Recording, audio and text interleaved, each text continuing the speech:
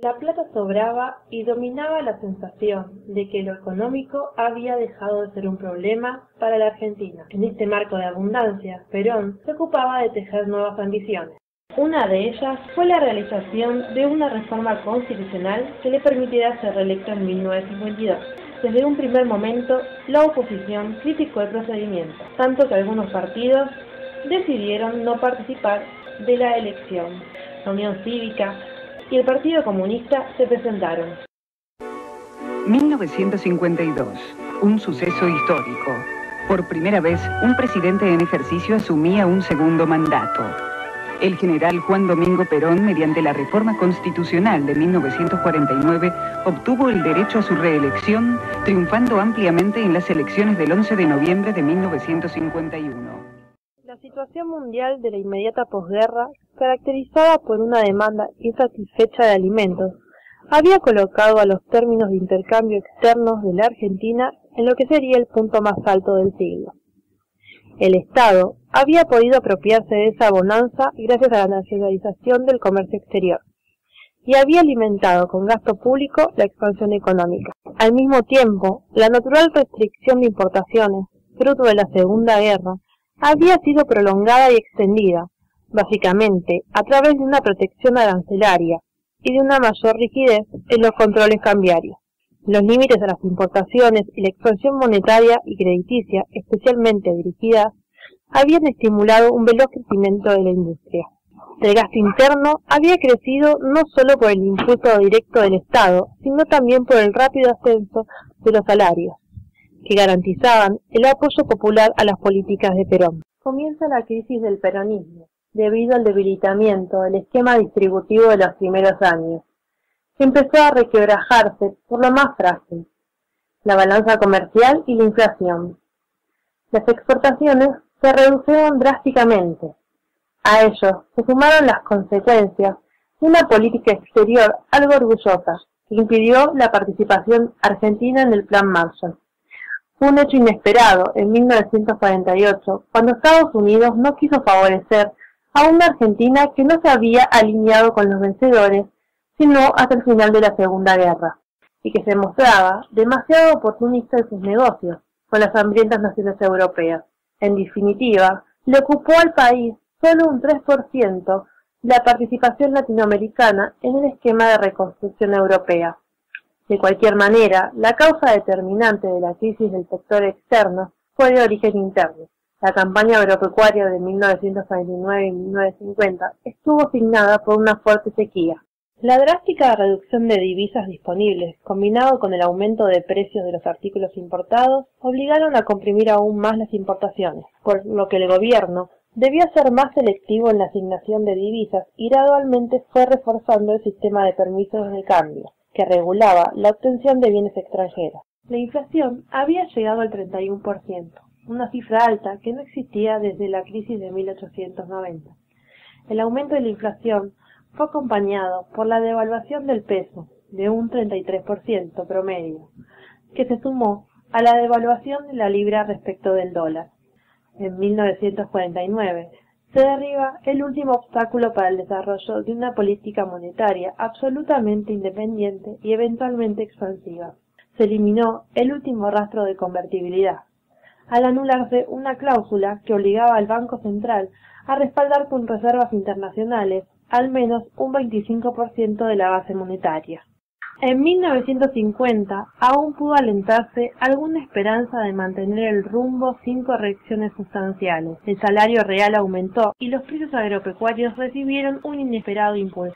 Así y todo, el gobierno peronista tuvo que actuar contra lo que se suponía eran sus principios, al tomar un préstamo exterior del Exim Bank por 125 billones de dólares.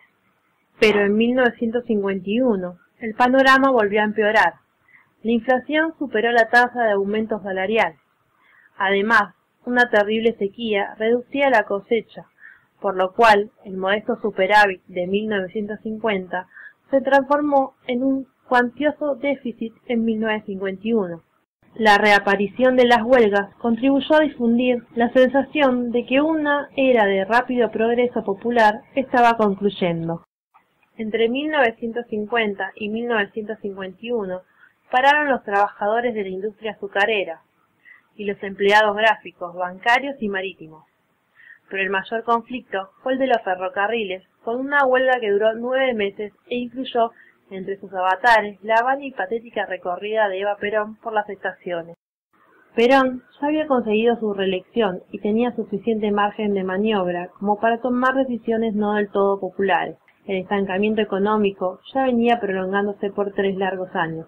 La crisis estaba ahí, era palpable, para todo el mundo. Además, los pronósticos para el año 1952 eran del todo desalentadores. El invierno de 1952, enmarcado por el luto de los funerales de Evita, fue también amargo desde el punto de vista económico y quedó grabado con tristeza en el recuerdo popular. El Plan de Estabilización Económica de 1952 compartía el objetivo básico de todos sus sucesores, detener la inflación. El mensaje gubernamental era que había llegado la hora de moderar el desenfrenado consumo de los primeros años, lo que descomprimiría la situación del comercio exterior y ayudaría a calmar la inflación. La idea era así de simple, había que gastar menos. El plan no se limitó, desde luego, a estos llamados voluntaristas a la austeridad popular. La inversión pública se redujo bastante a partir de 1952. El gasto del gobierno bajó un 23% y el déficit fiscal disminuyó considerablemente. La tasa de crecimiento de la cantidad de dinero descendió abruptamente a partir de 1952.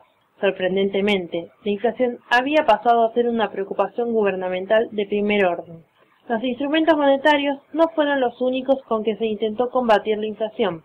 Hubo medidas más directas como el retraso deliberado de las tarifas públicas y el aumento de los subsidios a los bienes básicos. Se creó una Comisión Nacional de Precios y Salarios y se instauró un sistema de negociaciones salariales bianuales. Hubo, por otra parte, algunas medidas que apuntaron al aumento de las exportaciones.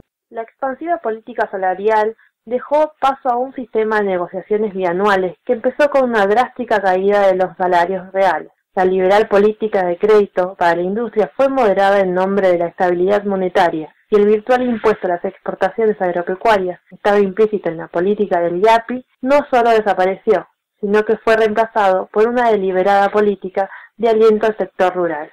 A juzgar, el plan debe considerarse exitoso. Por las buenas o por las malas, la inflación bajó hasta tocar un mínimo de 3.1 en 1954. Después de descender en 1951 y 1952, los salarios reales comenzaron una firme recuperación. Entre 1952 y 1955 aumentó la proporción de riqueza privada atesorada en moneda nacional. También se recuperó la producción interna y el problema externo fue corregido. La extraordinaria cosecha de 1952 y 53 fue decisiva para este alivio. Durante el peronismo, el impulso industrialista se intensificó, a través de políticas para completar el proceso de sustitución de importaciones por producción industrial mediante créditos y mecanismos cambiarios comerciales. Es más apropiado asociar la política peronista a la estrategia diversificada que a la versión concentrada de la industrialización, aunque fuera del todo involuntaria. La política industrial diversificada era problemática en un país con población relativamente escasa, porque faltaba eficiencia. El segundo plan quinquenal, su objetivo era el de solventar las necesidades básicas del país, en lo concerniente a la producción de materias primas, energía y transporte, y bienes de capital. La principal complicación del segundo plan fue el problema fiscal que venía acarreando el peronismo. De hecho, la inversión pública fue uno de los rubros sobre los que recayó el ajuste fiscal. En estos aspectos, el segundo plan puede entenderse como una corrección que fue de todos modos insuficiente. Tanto la falta de energía como el déficit de la inversión pública tuvieron consecuencias visibles, y los esfuerzos del gobierno en poner en marcha varias centrales hidroeléctricas no alcanzaron para satisfacer la creciente demanda derivada de la expansión industrial. El paso de una industria distribucionista a una etapa más preocupada en problemas de eficiencia y producción requería del esfuerzo privado. El gobierno podía estar contento por la marcha de la economía. Algunos gremios organizaron huelgas en reclamos salariales.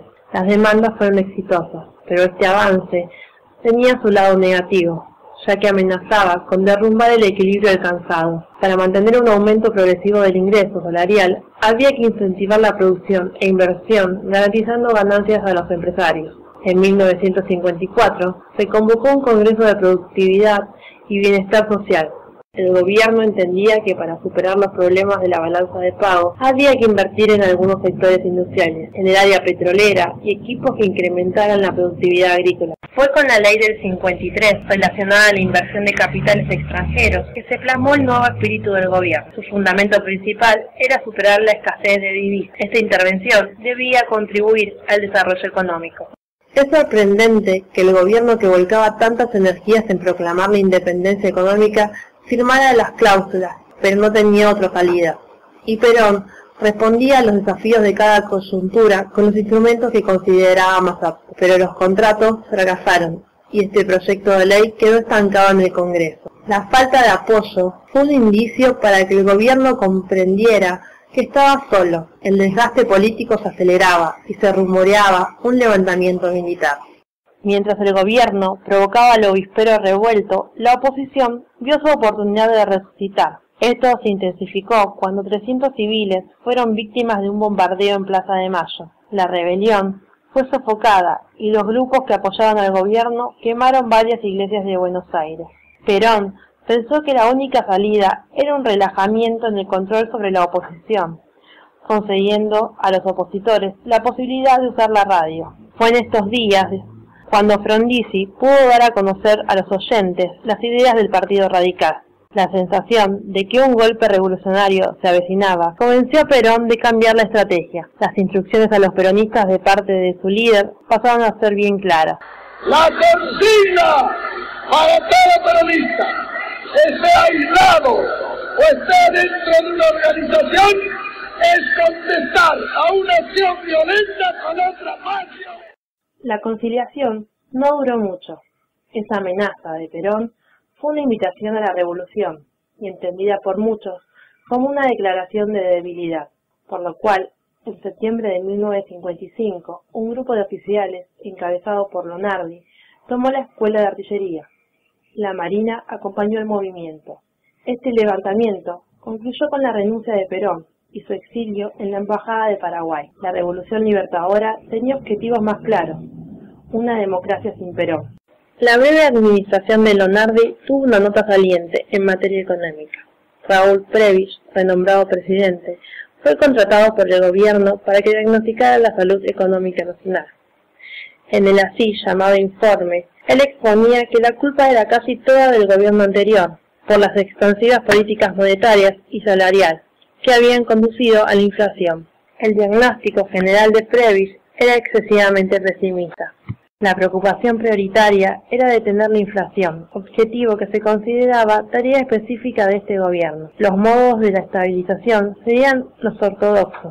Finalmente, en noviembre de 1955, Aramburu llegó a la presidencia, en la cual se llevó a cabo la desperonización, prohibiendo todo lo que se relacionara al régimen depuesto. La economía argentina estaba ingresando en una era de inflación y crisis en la balanza de pago. Más allá de algunos avances en el comercio, aún contaba con varios obstáculos que le impedían integrarse al crecimiento económico y al comercio mundial, los cuales el gobierno revolucionario no supo revertir. Un intento más firme y exitoso se daría con la llegada de Frondizi en 1958.